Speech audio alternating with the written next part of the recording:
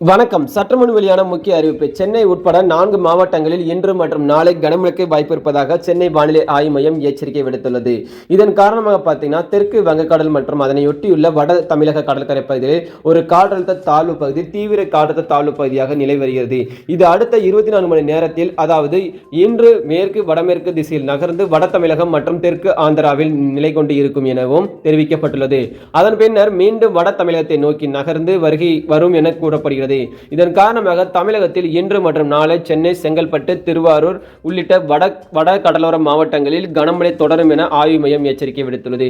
இது மட்டும் இல்லாமல் நாளை மற்றும் நாளை மறுநாள் தினமும் அடுத்த நாள் தினமும் பின்னர் 22ஆம் தேதி வரையும் மீண்டும் சென்னை மற்றும் செங்கல்பட்டு உள்ளிட்ட வட கடலோர மாவட்டங்களில் மழைக்கான வாய்ப்புள்ளதாக தெரிய வந்துள்ளது. சென்னையை பொறுத்தவரை பார்த்தீங்கன்னா பொதுவாக வானமூட்டத்துடன் காணப்பட்டாலும் மேகமூட்டத்துடன் காணப்பட்டாலும் நகரின் ஒரு சில பகுதிகளில் மட்டும் மிதமான முதல் கனமழை பெய்யக்கூடும். அவ்வப்போது பலத்த தரைக்காற்று மணிக்கு 30 கிலோமீட்டரிலிருந்து 40 கிலோமீட்டர் வேகத்தில் கூட வீசக்கூடும் என தெரிய வந்துள்ளது.